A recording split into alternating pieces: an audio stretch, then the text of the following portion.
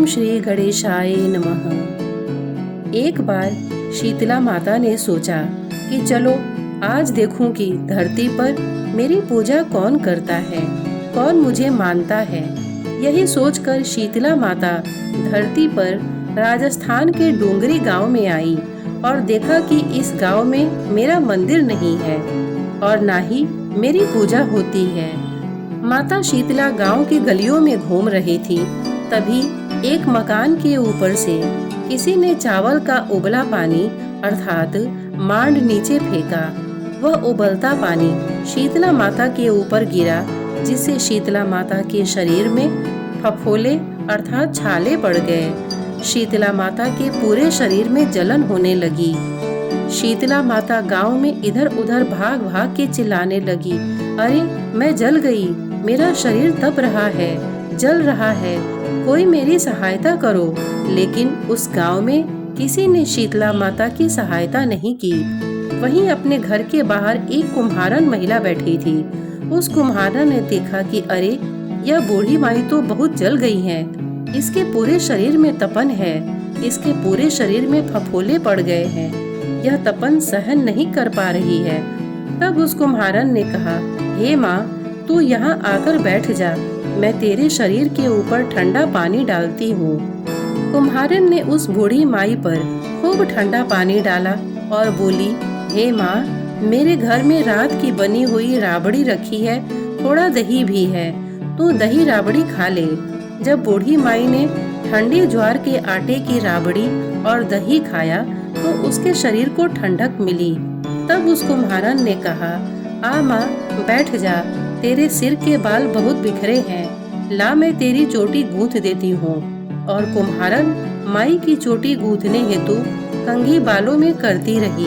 अचानक कुम्हारन की नजर उस बूढ़ी माई के सिर के पीछे पड़ी तो कुम्हारन ने देखा कि एक आंख बालों के अंदर छुपी है। यह देखकर वह कुम्हारन डर के मारे घबराकर भागने लगी। तभी उस बूढ़ी माई ने कहा, रुक जा बेटी, तू डर मत, मैं कोई भूत प्रेत नहीं हूँ, मैं शीतला देवी हूँ। मैं तो इस धरती पर देखने आई थी कि मुझे कौन मानता है, कौन मेरी पूजा करता है। इतना कहकर माता चार भुजा वाली हीरे जवाहरात के आभूषण पहने, सिर पर स्वर्ण मुकुट धारण किए अपने असली रूप में प्रकट हो गई। माता के दर्शन कर कुम्हारन सोचने लगी कि अब मैं गरीब इन माता को कहाँ बिठाऊं। तब माता बोली, हे बेटी, तू किस सोच में पड़ गई। तब उस कुम्हारन ने हाथ जोड़कर आंखों में आंसू भरे हुए कहा, हे माँ, मेरे घर में तो चारों तरफ दरिद्रता बिखरी हुई है, मैं आपको कहाँ बिठाऊं। मेरे घर में ना तो चौकी है, ना बैठने का आसन ही है। तब शीतला माता प्रसन्न होकर उस कुम्हारन के घर पर खड़े हुए गधे पर बैठकर एक हाथ में झाड़ू, दूसरे हाथ में डलिया लेकर उस कुम्हारन के घर की दरिद्रता को झाड़कर डलिया में भरकर फेंक दिया और उस कुम्हारन से कहा, हे बेटी, मैं तेरी सच्ची भक्ति से प्रसन्न हूँ, अब तुझे जो भी चाहिए मुझसे वरदान मांग लो।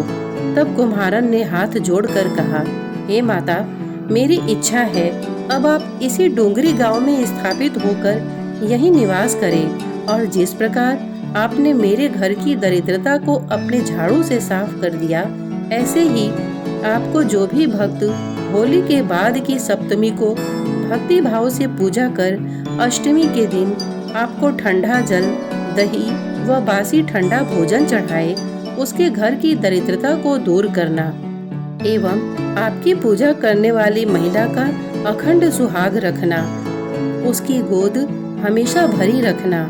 साथ ही जो पुरुष शीतला अष्टमी को नाई के यहाँ बाल न कटवाए, धोबी को कपड़े धुलने ना दे और पुरुष भी आप पर ठंडा जल चढ़ाकर, नारियल फूल चढ़ाकर परिवार सहित ठंडा बासी भोजन करे, उसके काम धंधे व्यापार में कभी दरिद्रता न आए।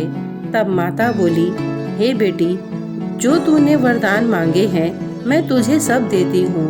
हे बेटी, तुझे आशीर्वाद देती हूँ कि मेरी पूजा का मुख्य अधिकार इसी धरती पर सिर्फ कुम्हार जाति का ही होगा।